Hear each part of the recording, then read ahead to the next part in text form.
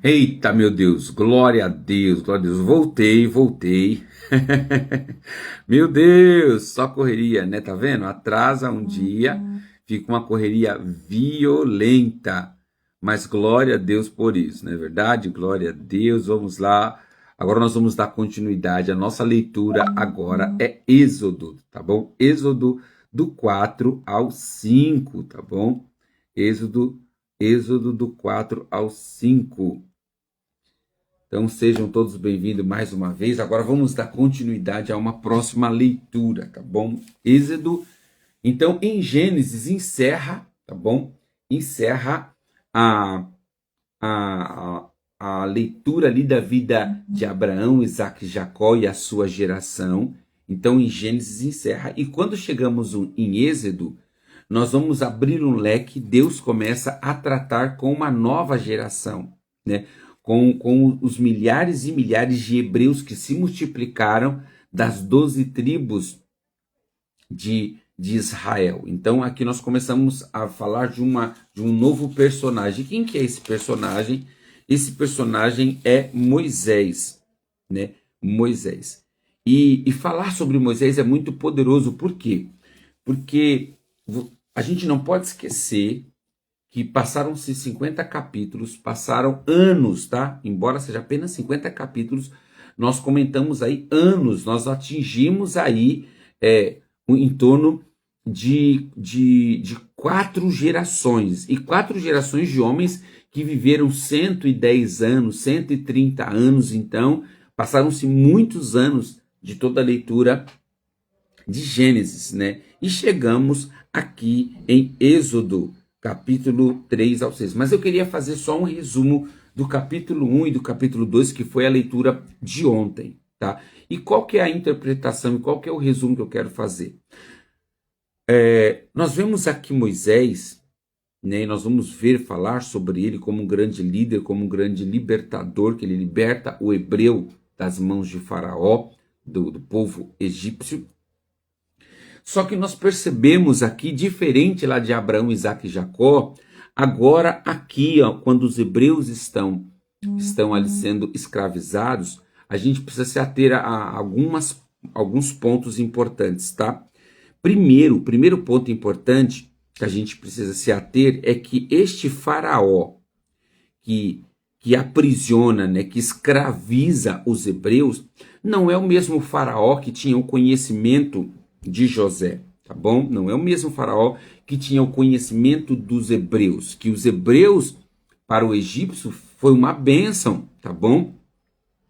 Os hebreus para o egípcio foi uma bênção, porque através de um hebreu chamado José, ele pôde tirar a fome, ele pôde tirar a miséria do Egito. E por causa de um hebreu, o Egito sobreviveu. Por causa de um hebreu, Deus não salvou apenas a nação de Israel, mas Deus também salvou os egípcios e muitas nações que estavam ali ao redor, porque se Deus não tivesse levantado José, talvez a nação dos egípcios teriam sido exterminada devido à fome, devido à escassez que todo mundo tinha vivenciado. E talvez nem só os egípcios, mas tantos e tantos outros povos que cercavam ali os hebreus ou os israelitas, tá bom? E aí nós vamos ver aqui que esse faraó, né, que é levantado depois que aquele faraó que tinha o conhecimento de José, tinha o conhecimento dos hebreus, ele morre, levanta-se um novo faraó. E este novo rei, esse novo faraó, ele não tinha, né, ele não tinha o conhecimento do povo hebreu, ele não tinha conhecimento dos ensinamentos que José tinha passado a Faraó, tinha compartilhado ao antigo Faraó. Então ele cresce, esse novo Faraó, ele cresce um Faraó extremamente idólatra. Então, em Êxodo capítulo 1, versículo 11, vai colocar: assim os egípcios nomearam capatazes e dirigiram trabalho ao povo sobre opressão. Os israelitas construíram Pitom e Ramsés, né, que eram duas estátuas. Então, a partir desse novo rei, né, ele começa a ser uma nação totalmente idólatra com outros deuses, tá? Eles começam a se enfeitiçar, a se contaminar com outros deuses. E aí eles pegam que o novo faraó, que não conhece a história dos judeus, ele fala assim: o povo hebreu está crescendo demais. Daqui um pouco serão maior do que nós. Se instalar uma guerra entre nós e eles vão nos exterminar devido à quantidade de filhos, a quantidade de descendentes, a quantidade de pessoas, tá? E aí, este faraó decide escravizar os hebreus, os israelitas. Eles decidem escravizar de fato os hebreus e espanca, mata, é terrível, é um punho de ferro terrível sobre os hebreus. E claro que até essa perseguição, na live anterior que eu estava fazendo agora há pouco, nós falamos de promessa. Até essa perseguição era uma promessa, era uma palavra profética que Deus tinha dado a Abraão, de que a sua geração seria escravizada, mas que depois Deus iria destruir essa nação. Deus iria destruir essa nação por tudo que ele havia feito para com o povo. Então, eles começaram a oprimir o faraó. O novo faraó começou a oprimir os hebreus, né? E aí, dando uma continuidade, ele pede para levantar, construir Pitom e Ramsés, que são duas estátuas, né? Duas cidades que serviam de cedros de armazenamento para o faraó, né? Porém, quanto mais eram oprimidos, mais os israelitas se multiplicavam e se espalhavam. Olha só, né? Isso aqui mostra que crise não destrói crente. Crise não destrói crente, crise fortalece. Perseguição fortalece, perseguição multiplica os cristãos. Tá? Embora aqui a gente estava falando do povo judeu, mas hoje essa é a nossa figura. Nós não somos judeus, nós somos cristãos, mas a Bíblia está para nós, para inspirar o nosso coração. Então, uma crise e uma perseguição não deve te paralisar, não deve minguar a sua vida, não deve te retrair. Na realidade, uma perseguição, uma crise deve te fortalecer para que você multiplique, para que você rompa, para que você vá adiante. A nossa mentalidade precisa ser essa. Ah, isso aqui vai me matar. Não vai te matar. Vai doer, você vai sofrer, mas vai te engrandecer, vai te fazer melhor, vai multiplicar você, né? Você vai ser alguém diferente. E aí, irmãos, é algo muito espiritual. Aí esse faraó do nada, ele diz o seguinte, né? Versículo 15. O faraó, rei do Egito, deu a seguinte ordem às parteiras hebreias, Sifra e Puã: quando ajudarem as hebreias a dar à luz, preste atenção durante o parto. Se for menino, mate o bebê. Se for menina, deixem que viva. Mas as parteiras temiam a Deus e se recusaram a obedecer às ordens do rei. Assim, deixaram os meninos viverem. Irmãos, isso aqui é poderoso, sabe por quê? Mais uma vez, essa história está atrelada a uma promessa lá do passado. Está lembrado Gênesis 3, quando fala que nascerá a semente da mulher, ou a descendência da mulher, e este descendente pisará a sua cabeça? Aqui, irmão, Satanás usa de uma certa forma Faraó. Satanás usa esse novo rei. E Satanás estava preocupado quem era esse que iria nascer. Quem era esse que iria nascer? Quando ele iria nascer? Porque Satanás não sabia. E aí Satanás usa o rei para mandar matar todas essas crianças. Tudo o que for menino, né, do sexo masculino, né? E ele manda jogar no Nilo, porque as parteiras não matam as crianças, elas deixam as crianças sobreviver. E aí ele não aceitando o que estava acontecendo, ele vira agora para a nação e diz, né? Então Faraó deu a seguinte ordem, versículo 22. a todo o seu povo: lancem no rio Nilo todos os meninos hebreus recém-nascidos, mas deixem as meninas viver. Porque a promessa estava estabelecida que um homem, um descendente da mulher, iria nascer. Satanás estava preocupado. Satanás estava temeroso. Quem é esse que vai nascer? Que eu preciso fazer algo tão relevante para matar todos os meninos. Mas claro, pela poderosa mão de Deus, os planos de Satanás foram frustrados. E o menino, que ainda não era Jesus, mas que tinha um cunho poderoso libertador chamado Moisés, ele nasce nessa época. E aí Moisés é colocado, vocês conhecem a história, Moisés é colocado num cesto, colocado no rio Nilo. Irmãos, o rio Nilo era extremamente perigoso, sabe por quê? Ele tinha muitos jacarés. O perigo de um jacaré comer uma criança que foi lançada. Por isso que o rei manda lançar os meninos no rio Nilo. Tá? Então tinha muitos animais ali que poderiam, né, comer esse bebê. Então, quando a sua mãe, Joquebede, né, e sua irmã Miriam ouve o que está acontecendo, ela decide colocar o menino no cesto. E coloca o cesto a descer rio abaixo. E cai nas mãos da filha da princesa, né, da filha de Faraó. E aí a filha de Faraó olha para Moisés, uma pequena criança ainda, e decide criar essa criança. Mas Deus é tão incrível, mas tão incrível, irmãos, que Miriam segue essa criança, chega até a princesa. A princesa não tinha como amamentar, e aí Miriam vira e fala assim: princesa, quer que eu solicite, né, que eu arrume uma mulher para amamentar esta criança? E a princesa diz que sim. E aí é surpreendente, irmãos, é surpreendente que Deus usa essa menina, e durante a idade de crescimento de Moisés, eu acabei perdendo o olho aqui, durante a amamentar, né? Se não me falha a memória, foi durante 3 anos, se não me falha a memória, tá? Eu li aqui, mas meu olho saiu, eu não risquei. Essa mãe amamenta o próprio filho. E sabe qual que é o melhor? O Egito, né? A princesa paga para a própria mãe alimentar o seu próprio filho. Olha só que poderoso.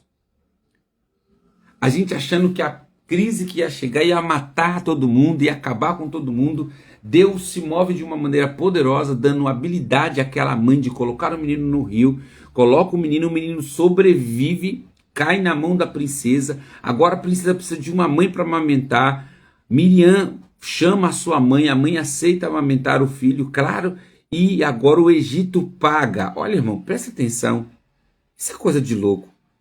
O Egito agora paga para a própria mãe que estava tentando livrar o filho, amamentá-lo. Só Deus faz uma coisa dessa, né? Não? Só Deus faz uma coisa absurda dessa. Porque isso é um absurdo. Isso é absurdo, irmãos. Isso é absurdo. É algo surreal. Aqui, ó, tá aqui, achei. No capítulo 2, no versículo 8, diz assim, ó: quero responder à princesa. Respondeu a princesa. Miriam solicita, né, que ela arrume uma ama de leite. E aí a princesa diz: quero. A moça foi e chamou a mãe do bebê. A princesa disse à mãe do bebê: leve este menino e amamente-o para mim. Eu pagarei a sua ajuda. Ou seja, a mãe levou o filho e agora recebeu uma ajuda de custo, né? Recebeu aí um benefício. Meu Deus do céu. E escuta, aquele benefício não é a Bolsa Família não, viu? Aquele benefício que o faraó deu era um grande benefício. Era riquezas para alimentar. Apesar de tudo, faraó ou a princesa foi generosa com Joquebede, tá? Não era qualquer trocado para alimentar, que na realidade Moisés agora era tratado como um príncipe, não era apenas um hebreu agora ele era um príncipe. Meu Deus, é só Deus, né? Não, Quando o menino cresceu, ela levou de volta a filha de Faraó, que a adotou com seu próprio filho. A princesa o chamou de Moisés, pois disse: eu tirei das águas. Então, irmãos, isso é incrível. Isto é incrível. Só Deus pode fazer essas coisas. Só Deus. Só Deus faz esse sobrenatural de pegar a nossa crise, de pegar a nossa dor e transformar em bênção. Só Deus tem o poder de fazer isso. Só Deus. Fique com essa palavra. Só Deus tem o poder de transformar a nossa crise em bênção. Só Deus. Porque é o que eu enxergo aqui no capítulo 2. Quando chegamos aqui no capítulo 3, queridos, nós vamos ver o chamado de Moisés. O que acontece? Moisés cresce no Egito, ele é educado com os ensinos egípcios, só que ele entende, né, que ele é hebreu. E aí ele desce no lugar de trabalho para ver como eram os seus irmãos, como que estava, o que estava acontecendo com os hebreus. E Moisés ele olha e ele vê um egípcio maltratando um hebreu. Ele vê um egípcio chicoteando, né, machucando, batendo num hebreu. E aí ele não resiste. Ele parte para cima desse egípcio e ele mata esse egípcio. Ele mata esse egípcio e esconde debaixo da areia.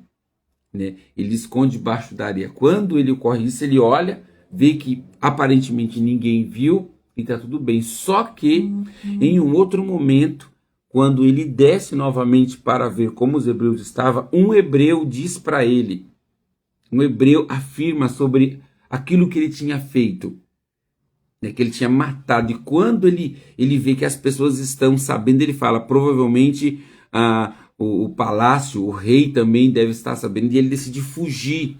E aí ele foge para Midian. Tá bom? Ele foge para Midian.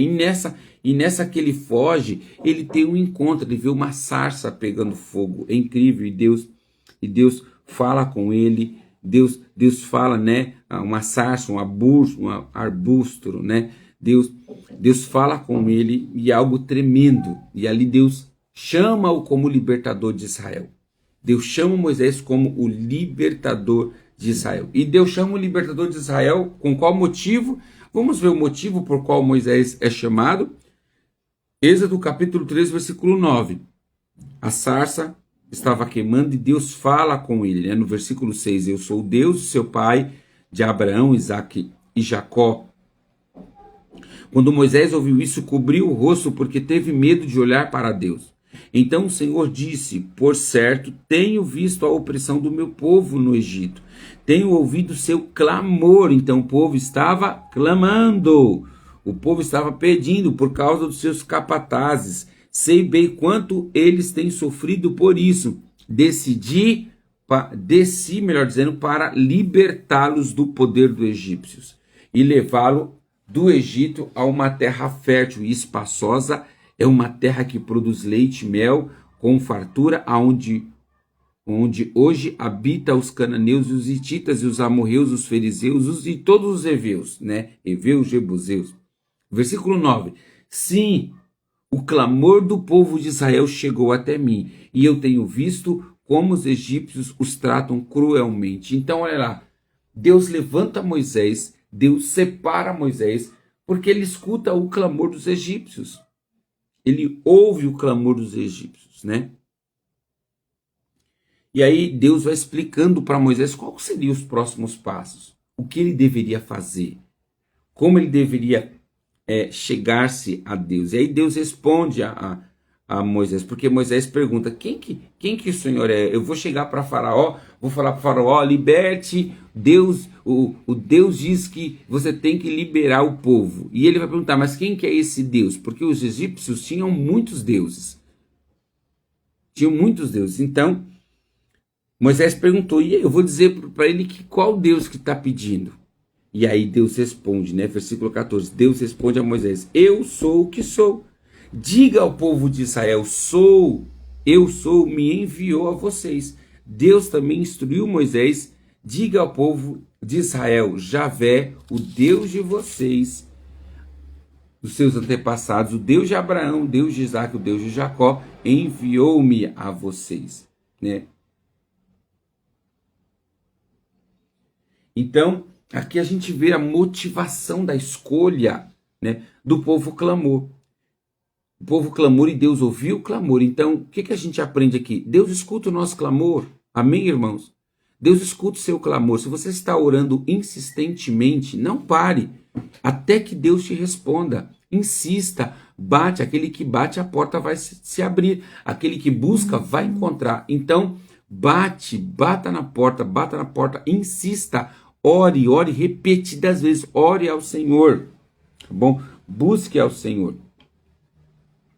E aí, o Senhor Deus envia, né? Envia Moisés para falar. E aí Moisés, como nós, né? Será que eu e você não fazemos isso?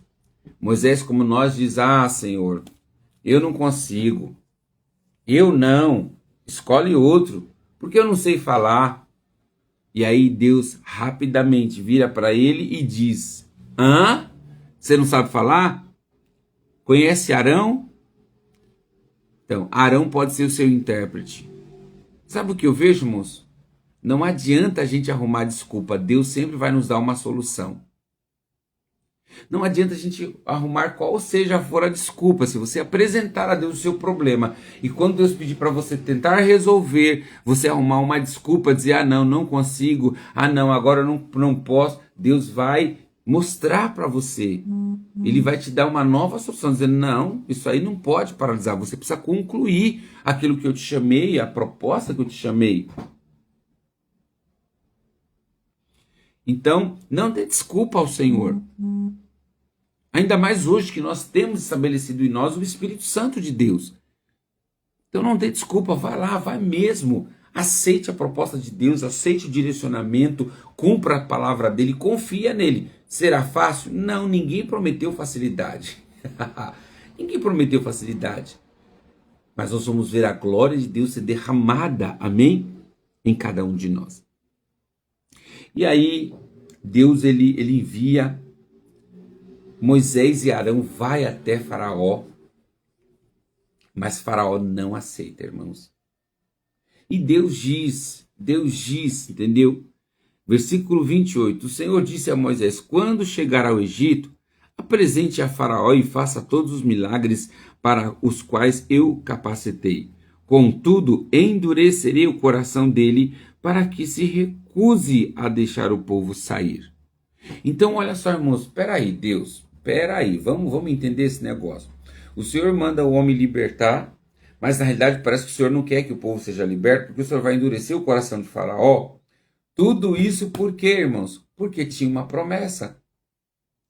Tinha uma promessa. Se Faraó libera o povo, Deus não ia conseguir, claro que ele pode todas as coisas, mas aqui apenas conjecturando, tá bom? Então Deus não ia concluir a sua promessa. Como que Deus iria concluir aquilo que prometeu? Ia fazer aquilo que prometeu. Então, para que Deus concluísse o que prometeu, Deus precisava endurecer o coração de Faraó. E de fato foi o que ele fez. E de fato foi o que Deus fez. Deus endureceu o coração de Faraó. E aí Faraó teve que experimentar, né, as pragas que nós vamos falar amanhã. Hoje ainda não, porque nós não lemos. Mas Faraó enfrenta. Deus fala da primeira praga a Moisés, que era quando o rio Nilo se transformaria em morte. Aquele rio ficaria de sangue. Os peixes morreriam. A cidade ia ficar fétida, porque peixe morto fede. Então, essa era a mensagem. Mas Moisés ainda tinha que ilustrar muita coisa. Tinha que mostrar a sua vara virando serpente. Tinha que falar com ele para que ele permitisse, afinal de contas, ele tinha um significado. Ele era o rei, ele era autoridade sobre Israel, ele precisava liberar os hebreus. Mas fique muito, mas muito curioso sobre essas coisas. Como que Deus faz, irmãos, né? Como Deus é poderoso, né? É surpreendente como o nosso Deus ele é poderoso. Como ele pega algo que a gente olha e fala assim: ixi, acabou. Agora não tem jeito mais. Já era. Deus vira para nós e fala: tem jeito sim, põe na minha mão. põe na minha mão que tem jeito. Só que o que a gente faz? A gente põe e tira. Põe e tira. Põe e tira. Não, irmãos. Quando você colocar algo na mão de Deus, deixa na mão de Deus.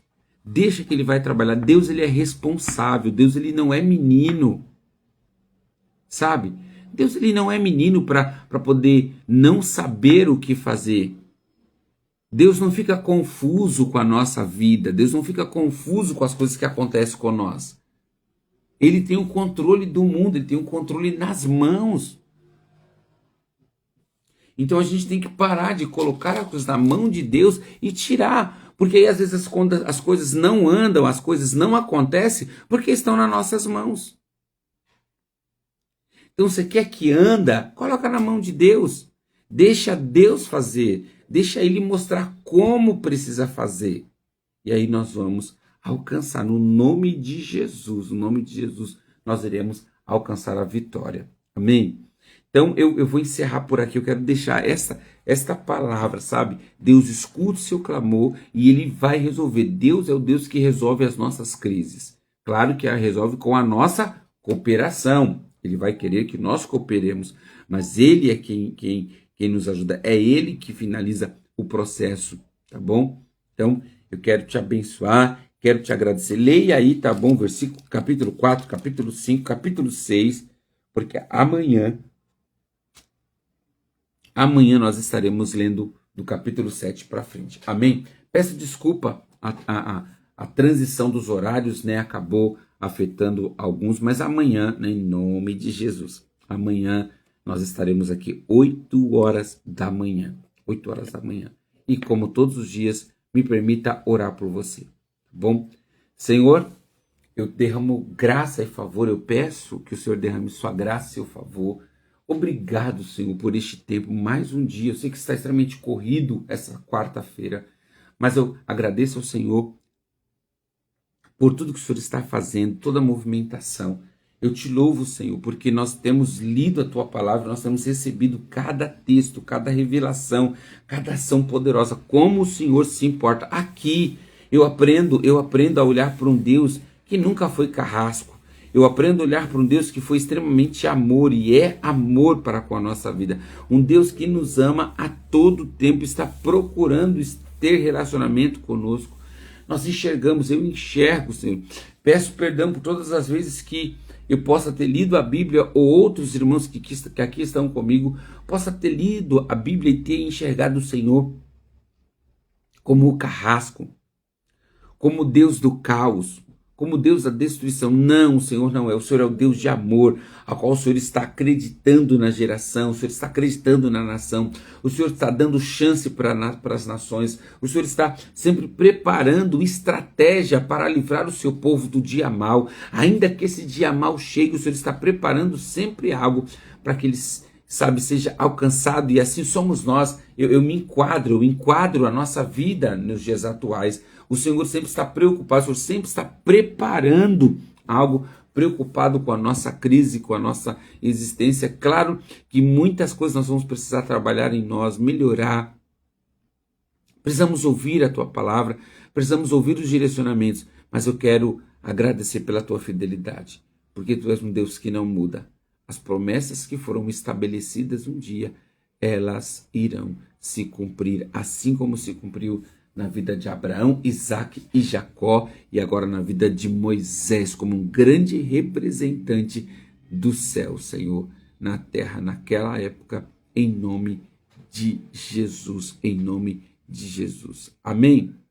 Amém, queridos? Dê um amém aí no nome de Jesus, tá bom? Então, obrigado pela sua participação. Hoje a live foi um pouco mais curta, tá bom? Eu tenho algumas atividades aqui. Hoje nós temos culto a partir das 19h30, quarta profética, um tempo de louvor, um tempo de palavra. Vamos cultuar ao Senhor. Rua Bartolomeu Rampini, número 27, Parque Maria Fernanda, próximo ao Terminal Varginha, ou à Estação Varginha do metrô. Que Deus abençoe a sua vida.